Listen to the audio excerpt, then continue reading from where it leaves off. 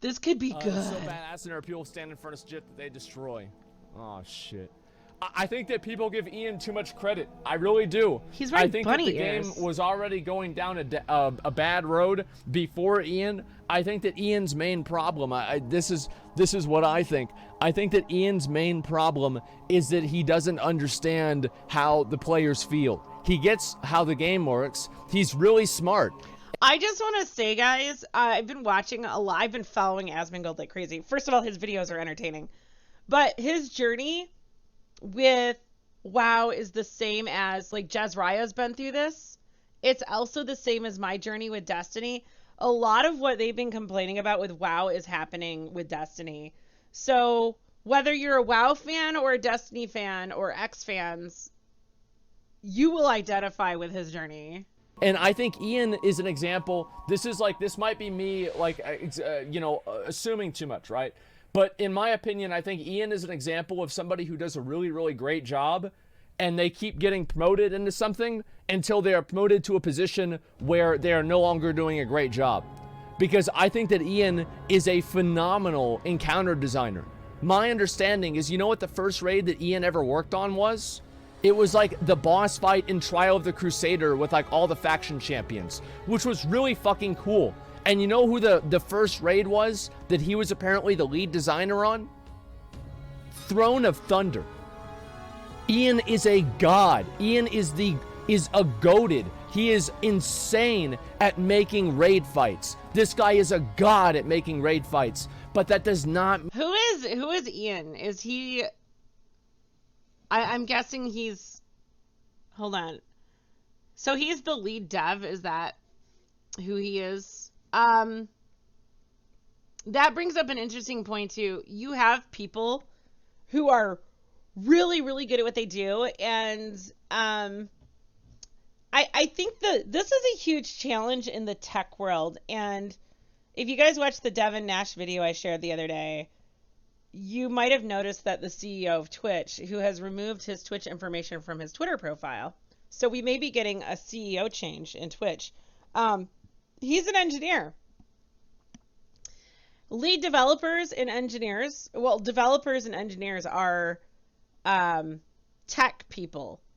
And most tech people are not good at two things: developing a UI that's user-friendly to your average person. They tend to be, well, not intuitive. And then they're also not good at managing projects and the more creative side of like determining what customers want, channeling or tapping into the feelings of the customers. This is not something tech people are typically good at. Once in a while you meet a tech person who's like the all-around package, but most of these guys, no. Nature is the great equalizer. You generally, if you have a gift, a natural born gift, you're also going to have something that counters that. So like they say, a lot of people who are incredibly intelligent aren't socially adept. They may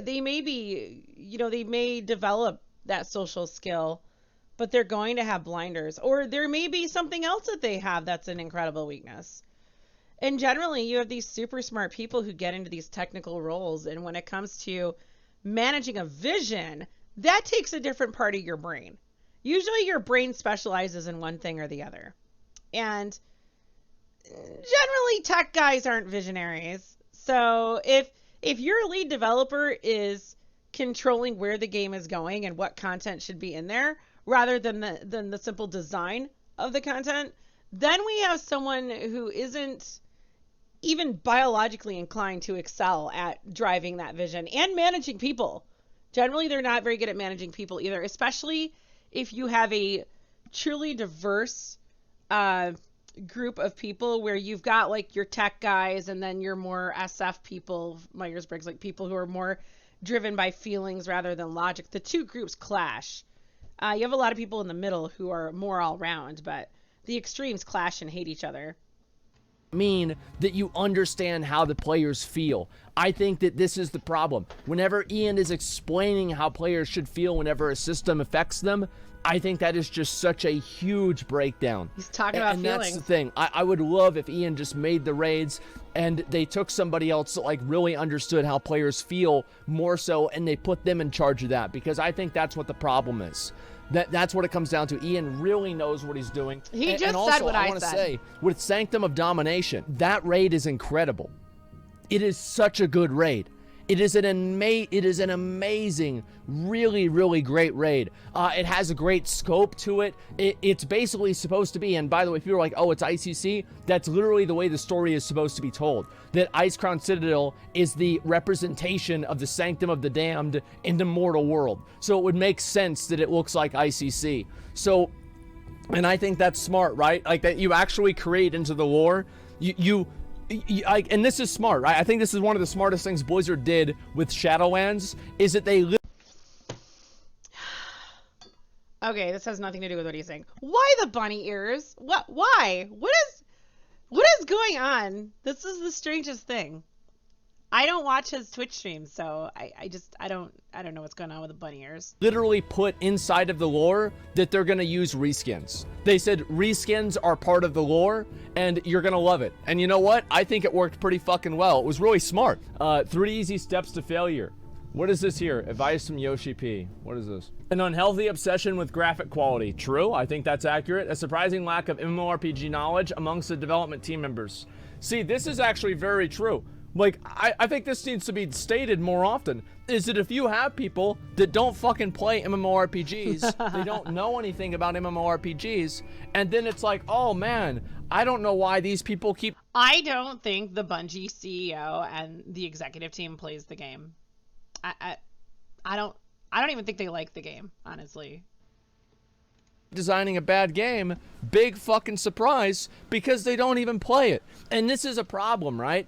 And like, I worry so much about this with WoW, is like, how much time are developers spending and putting into the game, playing it the same way that like a normal person is? Because if you're not playing the game, like here's an example. It's always been a meme that whenever Ian's guild gets to a boss, the boss will get nerfed. That should have happened on like the first week. That should have happened in like the first month, because it's good that whenever, like, that's the way the game should work. Because you have to understand what that means, right? That means that Ian play tested the boss, realized that it's fucked up or annoying or too hard or dysfunctional in a certain way, and they came and they fixed it. Dude, I'm reading this and I know he's gonna get to it, but like, the mindset that the solution to every problem could be patched in a future update, like,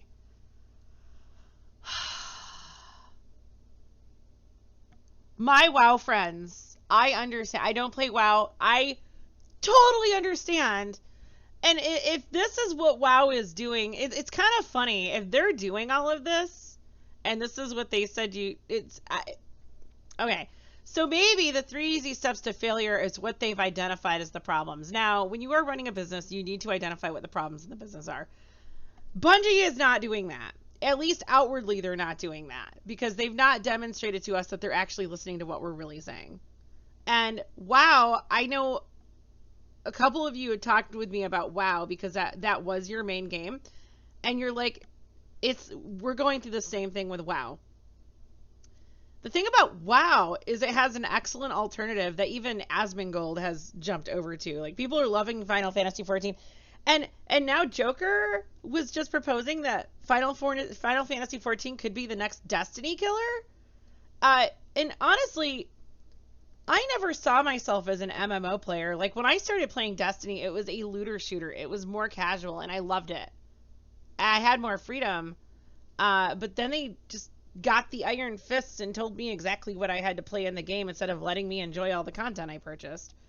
And then it just got grindy and boring. Same shit, different day, you know? So, if that's how WoW was becoming, And yeah, people can beat it without the fixes, absolutely. But usually overcoming an unfair system or an annoying boss fight doesn't feel as good as whenever you're beating a boss that's actually like really, really hard and really challenging and also very rewarding. I think like Lich King is a good example of this. Lich King didn't really have any crazy mechanics. He just did really big numbers. And I think that's the way that I look. It didn't have crazy mechanics. I like mechanics to a degree. I feel like Destiny content lately has gotten way too mechanic heavy. And I don't even have a problem with like VOG, the mechanics. The problem with the mechanics is the timer. You have no time to do the stuff. You have to be on it. And it's ridiculous. Myself, I can do it, but again, trying to find a raid team that can do it. There's a difference between someone who has lived the game and is used to that stuff and someone who is newer to the game. And again, people are like, well, you know, raid content shouldn't be, you know, not everyone should be able to do it. And it's like, yeah, but only 11% of people raid. Way more than 11% of people should be able to raid. Look at it too, man. So let's see. And here's the irony. Some of those raiders are PvPers trying to get god roll shotguns. The mindset that the problem to every problem could be patched in a future update. Solution to every problem could be patched in a future update. Like, I honestly, this is one of the things that, like this one right here, like number 3, this is one of the things that bothers me the most about the way that Blizzard has been designing WoW recently, is that every problem that they have like this system in their own, you know, at the company, and it's like, oh, we can't fix this kind of problem until it's a big major patch, and oh, well, this is a 0.5 patch, so we can't overhaul a system, or oh, well, this is a expansion feature, so we can't change it until next expansion. Like, dirty. Like, we need to fix something in the game, but it's gonna be a feature in the expansion.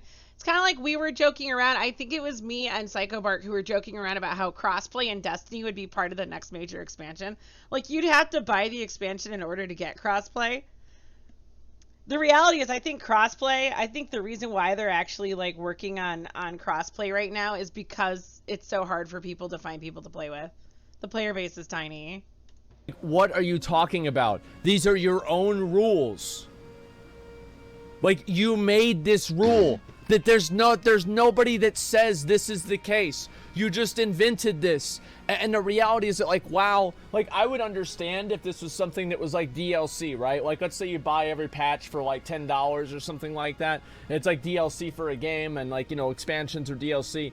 But like, the reality is that people pay a sub for WoW. And because they pay a sub, I think that they should fucking expect to have if you have a problem, you fix the problem today. I mean, we kind of pay subscriptions to it. You fix it today. You don't wait till tomorrow. You don't wait till later. Not that expensive. Let's get to it whenever we have a chance. No, man. Absolutely fucking not. Fix it today. Get it fixed. Like, why is it that people have to wait even a second? If Blizzard knows there's a problem, patch it tomorrow. Right? Get it done as soon as possible, man. Says you? Wait, what do you mean? Well, no, I know. I know that, and that's why I don't work. See, the thing is, like, if I was doing that at a company, I'd be doing a bad job, man. That's all I'm really trying to say. Dude, any company that I've worked for in the past, if I gave that level of service to my customers, I would have been fired. Also, most companies, does anyone have the numbers for how many players WoW has lost? I know with Destiny, dude, most companies, if they lost that many people... And I didn't account for, in my video about them losing millions of players, I didn't account for console players, but I did look the number up the other day. They've still lost millions of players. Yeah. Because the beginning of the video accounted for everything because I was getting stats from news articles. And then the other one I just had Steam charts. Because Bungie took away our ability to actually look at player numbers. Like, the feature has been removed from destinytracker.com, and it was, like, I think partway through Forsaken. So it's pretty hard to compare numbers, which tells you something, doesn't it? When a company cannot be transparent, you need to ask questions. I don't know if you can find the numbers for WoW. We'll have to look for those. Everything can be patched? You realize that 8.2 is a patch, right? What do you mean it can't be patched? Absolutely it can. Like, I guarantee you, Like 8.2 was the whole raid was a patch. I don't want to hear about, oh, well, they can't, oh, well, it's more complicated than that. Yeah, I know it's more complicated than that. But you know what's not? The game being broken. And the game is broken is so simple. The game don't work. Boom. That's all you need to say. And you don't need to be a network engineer. You don't need to be a programmer with 20 years of experience to fucking see this. And like, it doesn't, the thing is that, I think it was Ghostcrawler that said this, I think this is very accurate, is that you don't necessarily rely on players to provide a solution, but you do rely on them to identify a problem. And even in that way, right, it's basically what he's saying is like, even though they don't really know what they're doing with game design, you should still listen to what they're saying. Okay. Hold that thought, Asmongold. So this is interesting. We had a major dip in May, and it started coming back up in June. But this is since last year. We had a peak here. I'm assuming this is the expansion drop. Let's take a look at the 5-year breakdown. So this is fascinating. People are really angry about WoW, but dude, the player numbers are really good. I don't see why Blizzard would make a huge change to the game right now. We're starting in 2016. This is a 5-year history of the game. This must have been a content drop here, maybe little content drops here. Guys, the performance on the game is huge. There is nothing abnormal. And actually, year over year, there's growth. There's actually growth. So looking at the numbers, Blizzard has no reason to change what they're doing. This is... Yeah, there was consistent growth. This is insane. We're going from 1 to 2 to 3 million to 4 million, 5, 6. We have over 6.5 million players this summer. They're at their peak. This is insane. The content drop, I don't know why that's 7 million. The value, oh, okay. I didn't see the last digit. 7.2 million players. It's the most they've had. I'm sorry, WoW guys. Unfortunately, the numbers show that WoW is doing better. Unless these numbers start declining over the summer, I don't think anyone's going to take... I don't think anyone at Blizzard will... They hate Asmongold, by the way. I don't think anyone's going to take him seriously. Like, oh, hey, we lost our biggest streamer and he's an asshole. They called him an asshole. They actually called him an asshole. Like... Oh my god, the professionalism with gaming companies. Bungie is incredibly unprofessional. If you saw the stuff that happened with DMG on Twitter lately, very unprofessional.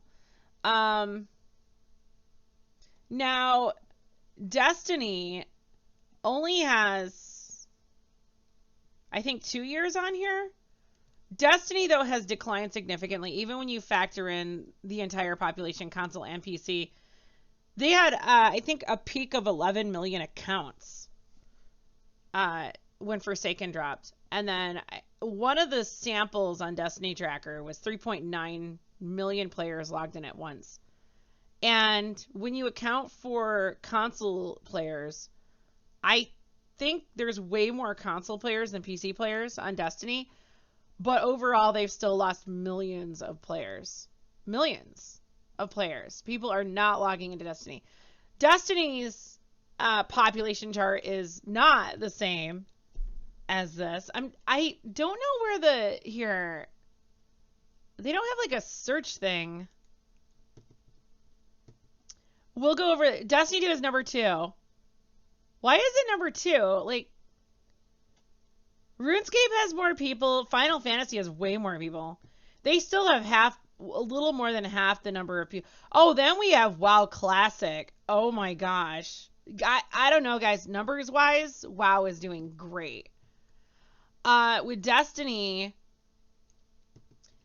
okay, total players, they have less than 1 million. It's actually gone steadily up a little bit over the course of the last year. I don't know why. Let me see. Let's do the 5-year breakdown. Do we have 5 years? No, it goes back to 2020. And I think that may be the case because Destiny wasn't considered an MMO until they came out last year as an MMO. This is a shame. I'd really like the numbers. Their numbers have steadily gone up slightly. Nothing really significant. This was when the game was fun. We had that huge hump. The game was actually really fun because we were playing. Everyone was coming back to play the old raids, and best season. I think Arrivals was the best season by far of anything in the Steam era of Destiny. Now, if you add in the BattleNet era, we're at 1 million here. We haven't even. Here's 1 million right here. We would have to go up to at least 4 million. They've probably had they had 11 million accounts. Like I said, the data was only a snapshot that I saw where they had like 4 million players playing at once. So this is only a quarter of the player base here. Only a quarter of the player base moved to Steam. And, well, it's not just Steam. This includes, like I said, console as well. Your PC player base is 65,000. Like, not even 200K. So Destiny 2 is wildly, radically a console game at this point. And I think the question we need to ask is why? Why are the PC players, why have they all disappeared? They used to be equal in number, but your PC players, what is Apex's standing with console? I know console players, they have crossplay on COD. Overwatch has always had console. We have crossplay on Overwatch. Wait. I think we do have crossplay on Overwatch now. Just one day, boom, you guys have crossplay. That's what they did. It wasn't this big ordeal like what Bungie is making it to be. PC equals cheating. You know what? Skim, thank you. Yeah, that's a good point. Hey, your go-to person. How's it going? People logging in are people who paid. People logging into the game. Yeah, so people who are simultaneously logged in. So not trickle stats. So like your peak number of players on Steam was 292,000.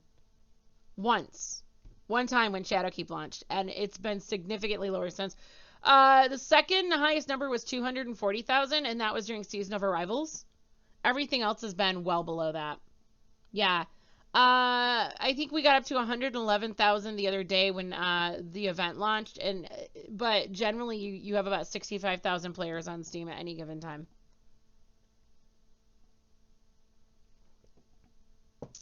This is just active players. So I am included as an active player because I log in once a week to go get my stuff. But like, yeah,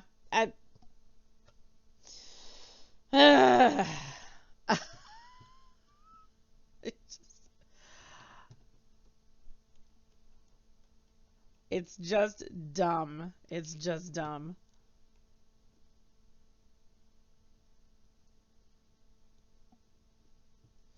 What has happened to this game? The last time I played was the start of Season of Arrivals. Yeah, dude, it's they took away most of our content. They sunset weapons, and for most people, that's another thing, Skim. Well, I mean, that doesn't contribute to the declining numbers on Steam, but like a lot of people are pissed off because of sunsetting.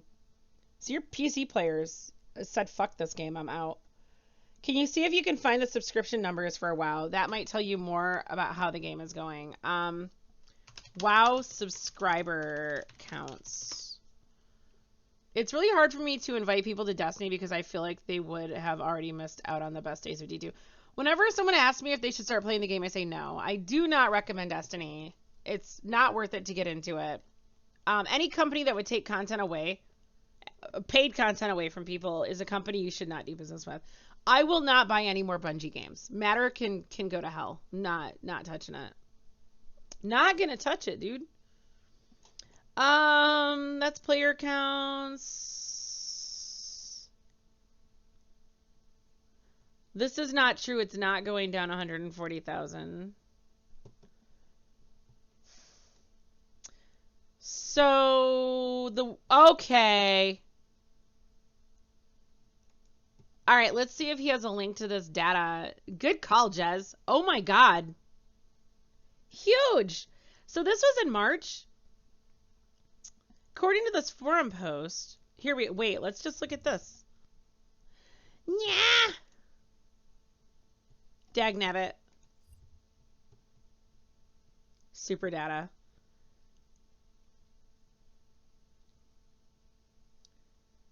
Worldwide digital games earnings rose by 15% year over year to reach $11.6 billion in January 2021.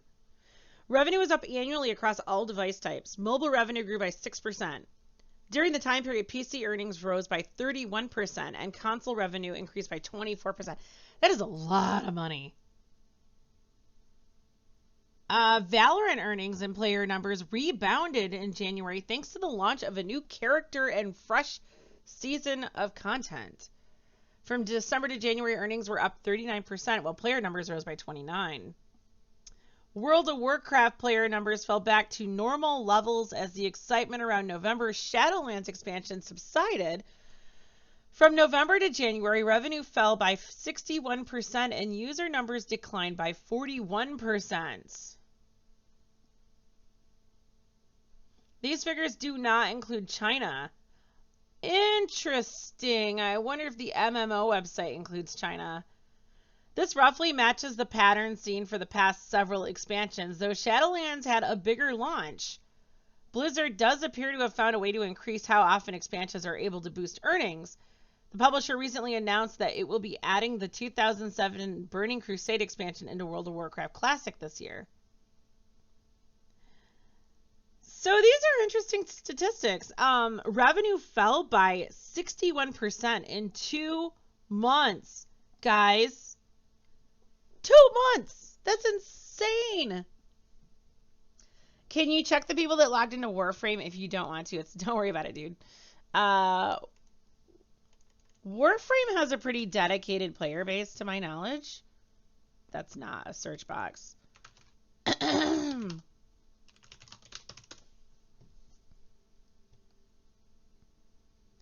Is Warframe also on console? Or is it just PC? Oh my gosh. Okay, so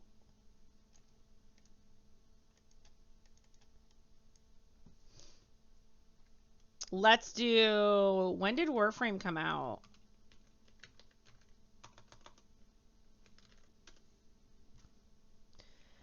Dude, Warframe has been steadily growing. Steadily. And it got why is there a peak here? What happened? Why was there a peak here too? I mean, the player numbers aren't huge, but when you compare it with other Steam games, these are really good stats. It's on console, Nintendo, PC, a rock. Yeah, so this is just PC numbers through Steam. This isn't even like just going to Warframe and logging in through there, because I think you can just use the Warframe launcher, right? It's a bit different because the updates bring people back in. Well, we've seen that happens with all games, Psychobark. But even when you look at updates, I mean, you're not getting incredible peaks. These are small peaks. Warframe has a very consistent player base on Steam. And then I'm assuming it will be the same across all the others. Now, if you log into Charlemagne with Destiny, when you look at player percentages, they're roughly the same across all. People prefer the same activities across all. Like, these are pretty consistent peaks. So we have PS4, PC, Xbox, and then overall. 21% of the population is on Xbox. Oh! Steam accounts for 50% of the player base. Okay, then I don't... Alright, so then when it comes to peak players, so this is a snapshot. This is a one-time. So everyone that was logged in 3 hours ago. And these are usually pretty consistent. Like, this is the same as it's always been. Whenever I log into Charlemagne, the breakdowns are pretty much the same. Like, people play what they play in Destiny. Yeah, no one's raiding. The raids are just, they micromanage their game and they need to stop. Gambit is a hot pile of trash. Dungeons are unrewarding. Trials is full of cheaters. Where is regular crew? Wow, we have a spike. Usually, okay, I will say the best time to play Crucible is in the morning. Fewer cheaters and more balanced lobbies. This is usually about 11% though. It's been 11% every time I've logged in, so it's peaked a little bit, 14%. Patrol zones always have the most players, and this is usually really high, not just 27%. Of course, now we have seasonal and story, which is taking away from that, so we're looking at about 48% right there. Charlemagne is amazing. I love it. You're playing it now. Also, it's getting crossplay and a mobile version included with crossplay. Nice. Because they're the ones that, you know, it's like it's an unironic the customer is always right. Because if the players are not enjoying content, then I think that's really what it comes down to more than anything else, man. Yeah. And especially with like all the stuff that happened with like Azerite gear, the corruption vendor, and that kind of stuff. Like, in my opinion, I think Blizzard needs to be much faster with applying fixes and changes to the game whenever there are systems in the game that are dysfunctional. We kind of have that problem with Destiny, but honestly, Destiny players play through imbalances. I don't think imbalances are the core problem with the game. It is a problem. Like, people were saying Mountaintop didn't need to be sunset, but, like, you guys would not nerf the gun. It was OP. And I think they over-nerfed it. In my opinion, a grenade launcher should one-shot you. Like, if you shoot yourself, if you shoot the ground at your feet, it should one-shot you. That was, honestly, one of my favorite things about Mountaintop. I found it entertaining.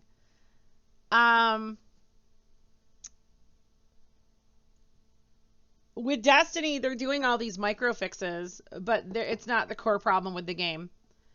Like, hey, we're changing how ranks work. Okay, nice job.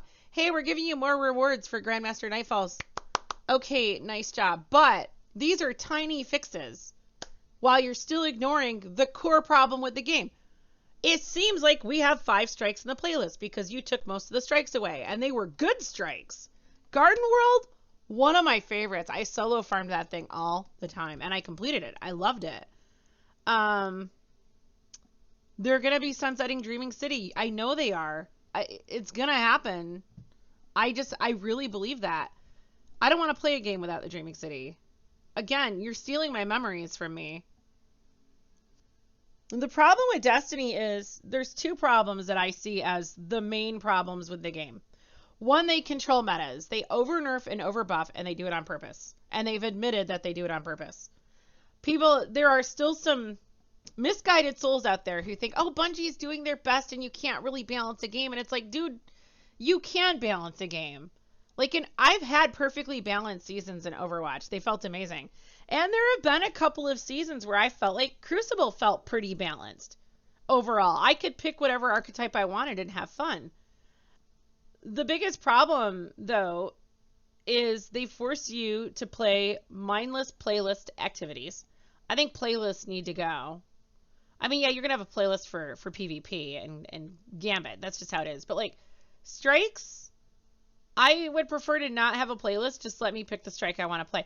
Who cares if I do Lake of Shadows 10 times? The reality is Lake of Shadows is not my go-to.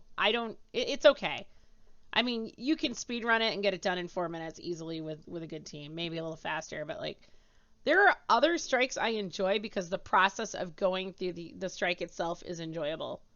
There's variety, there's some travel. If you want to deviate out of the strike to go do some farming real fast, you can do that. It takes you to places you don't normally access because there's no reason to go there in the open world, although they really need to play on lesser traveled areas. It's in the game. Use it. So they focus on the mindless repetitiveness. I don't want repetitiveness. I don't mind playing stuff over and over again, but they do it. They push it too much. There's a threshold, and they push you over that threshold consistently.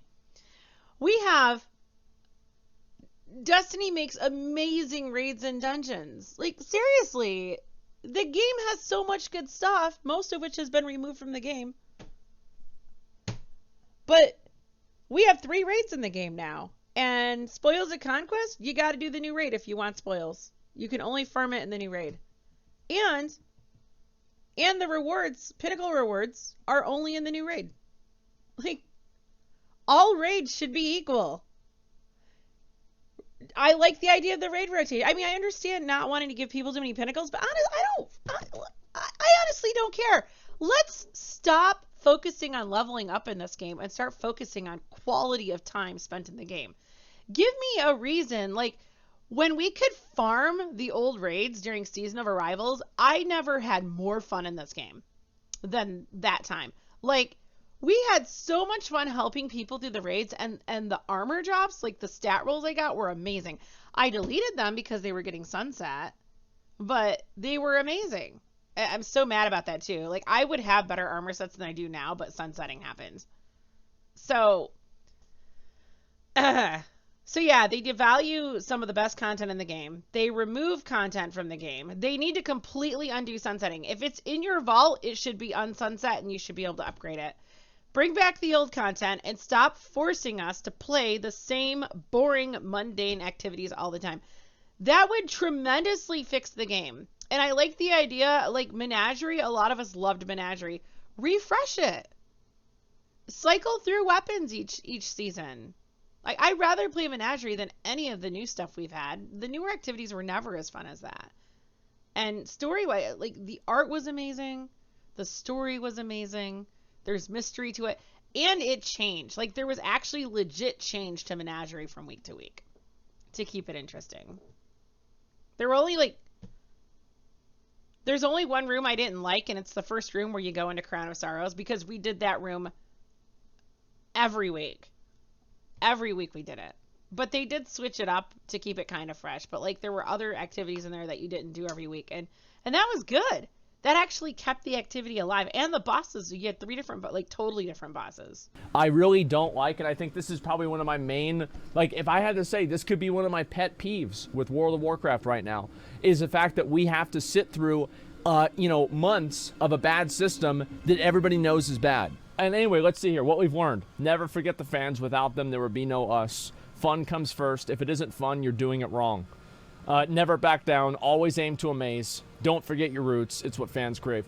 Oh my God, that's great. Like, all of these are very true. Yes. And, like, making sure that you have people that that care about that, especially in terms of, like, the fun aspect, because a lot of people don't really talk about this a whole lot, but I think that it's actually very important, is the fun aspect is extremely important. And if you don't have that fun aspect, you're just doing yourself a really... This is why we need to stop designing video games for your hardcores. Your hardcores are very few of the population. They're still in the game.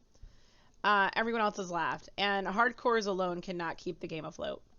The game needs to be fun. And Dado spoke about Power Fantasy. He had a really good video on Power Fantasy. He also had a video about why, oh gosh, the one Cosmodrome strike with the servitor boss with the really cool music at the end. I forgot. The Devil's Lair. He did a video on why Devil's Lair was so much fun, and I was like, yes! There's a ton of ads! And they're not just hitting hard. Like, it's just stupid ads. Like, you can go in there and have fun with abilities and guns, and that's what makes the game fun. Like, yeah, you want, and there is some challenge to the strike, but there's also just mindless, stupid killing things, and it's awesome. Really big disservice, and you're actually hurting the entire game. So I really hope that Blizzard and these other companies, they can look at this and try to improve things, okay? I definitely think so. Grinding isn't fun, but the reward at the end is? Well, then, so, like, fun is, like, I think that, like, whenever I think of the word fun, I actually don't think fun is the right word. I think the right word is fulfillment. And fulfillment is so much bigger and so much more important than fun. I've used that word today. Like, fun is something that you do for like 3 minutes. Fulfillment is what makes you come back for years. And whenever you go and you're playing these games and you farm for something and you finally get it, after I finally get my reward and I'm happy, right? And this is the same in Final Fantasy. This is the same in WoW.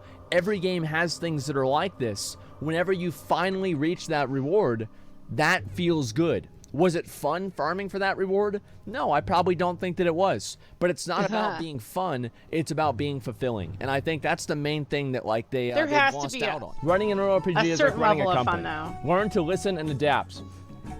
A complaint is worth twice a compliment. The silent always leave first. If citizens are complaining, it means they still care.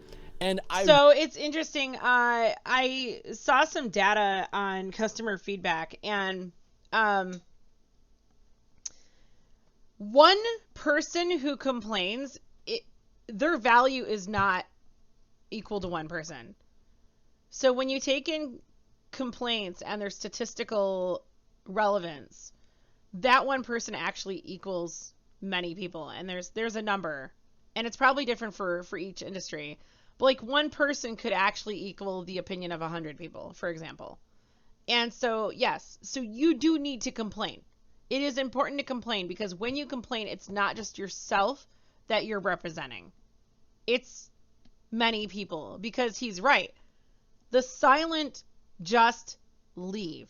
And there's a lot of people here who are silent, who just, I've gotten DMs from people saying, yeah, I'm not going to buy Lightfall, I'm leaving Destiny. And it's like, my God, like, that's sad, because you're a PvEer who I could play with. But there you go. There you go. Really, really he never like this complained to logic. Destiny.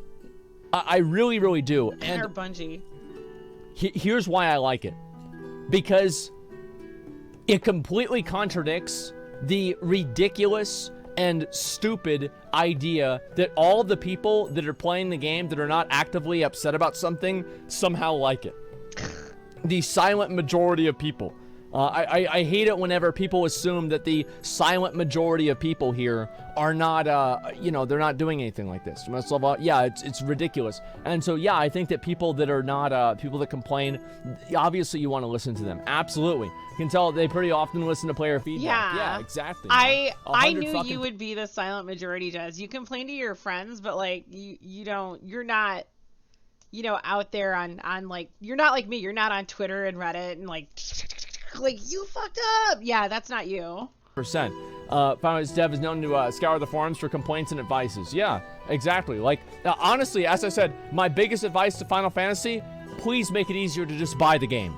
Like, just add like a fucking a button menu on your launcher. This is the second time I'm seeing him say this you know, week. And it's like a list of like all the ones you have activated. Like, just let people buy your game. Like, imagine that's the biggest problem that you have.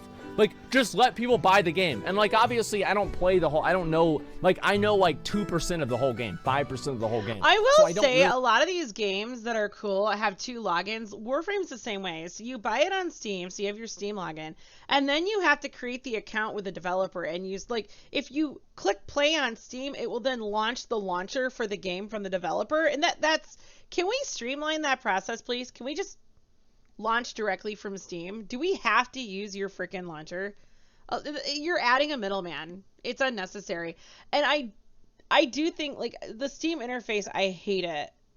Even Blizzard, when I was trying to figure out, like, which Diablo 2 version to buy, like, it didn't make sense to me. Like, all I wanted was a chart, a single chart on a page with comparisons for each one, and I couldn't get it. Really understand a whole lot of it, so I can't really say what problems are in the game, but overall that's definitely something that's a huge fucking problem. I think it's dog shit. Absolute dog shit. So, the Gold Saucer will allow you to do various fun activities. Each week you will earn Aetheryte power throughout these activities in order to empower your void-powered legendary item, significantly increasing its power. You're free to do them at any time of the week, however there are diminishing returns on each activity in order to prevent players from just spamming the most efficient one. The most effective way to cap your Aetheryte power for the week will be to do every... I'm so over them not letting us spam stupid shit. Like, I'm just over it. That's a controller. Who cares? It's a PvE game. It has no consequence in your real life. If people want to farm the easiest activity, let them farm it. Just let them do it. It does no harm to anybody. If you want to do the harder one, do the harder one. Again, it's all about intrinsic value. They're making people play stuff they don't want to play. Every activity at least once.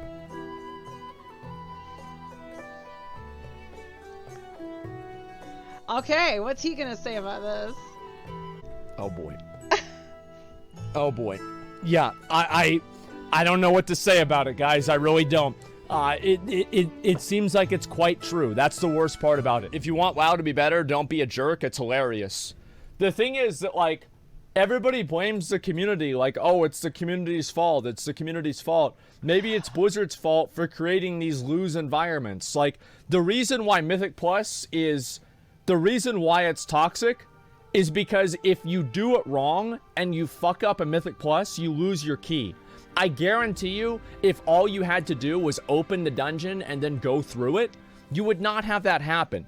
The systems create toxicity, and this is actually like, oh my god, 100% they do. Like my Gambit example earlier, like I observed that every time I get to legend rank, I go on a losing streak, a massive losing streak, unlike any other rank. And it's like they're trying to keep me in there because the only way you can reset legend rank is to win games, well, and do bounties, which are both faulty. Like, there's no reason to put someone on a losing streak in Legend. And again, Infamy ranks and Gambit have nothing to do with skill. This is not a competitive playlist.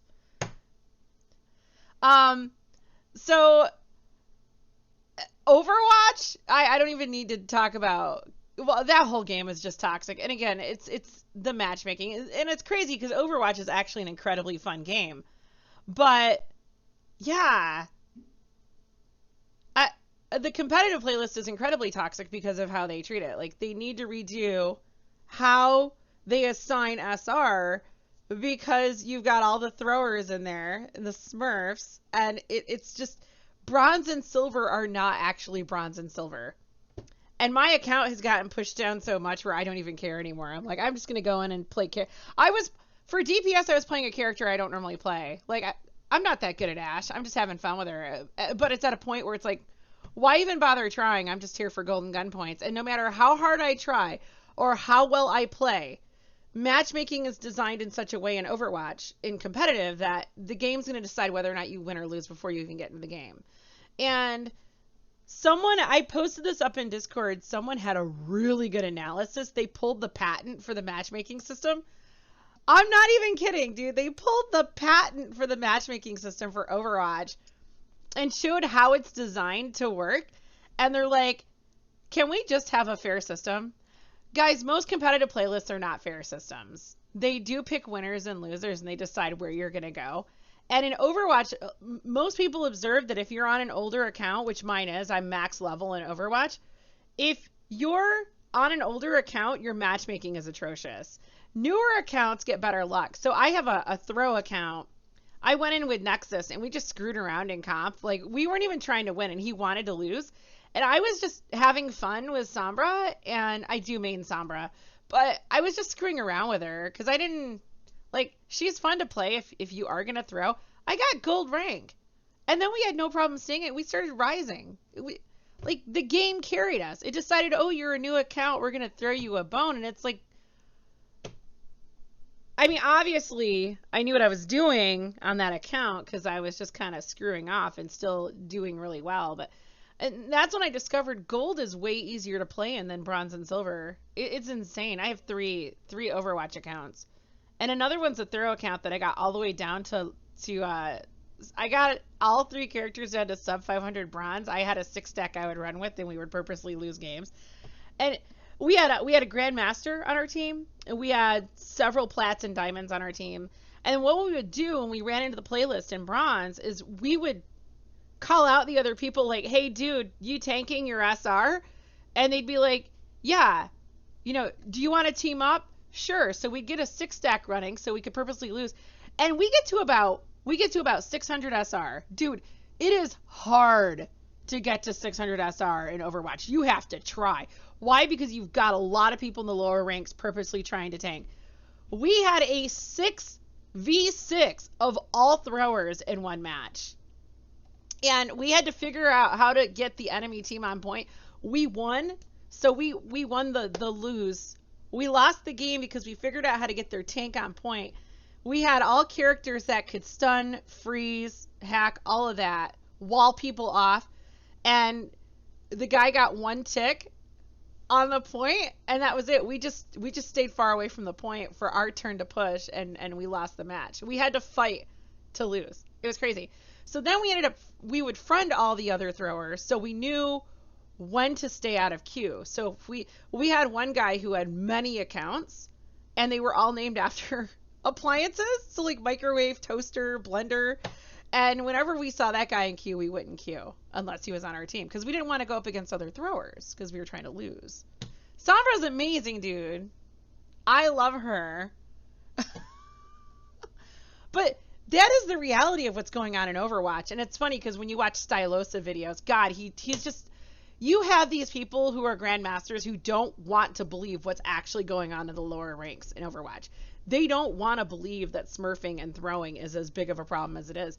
And Stylosa does this video series like, how is this guy actually bronze? And he'll be like, this guy should be in gold. This guy should actually be in plat. I don't know why he's ranked 1000 SR. And it's like, dude, because of how the game is currently designed. Like, they're measuring the wrong stats. Did you know that if you're Mercy, you don't get rank points for healing? You need to DPS if you want to climb. Why do you think so many Mercies don't heal?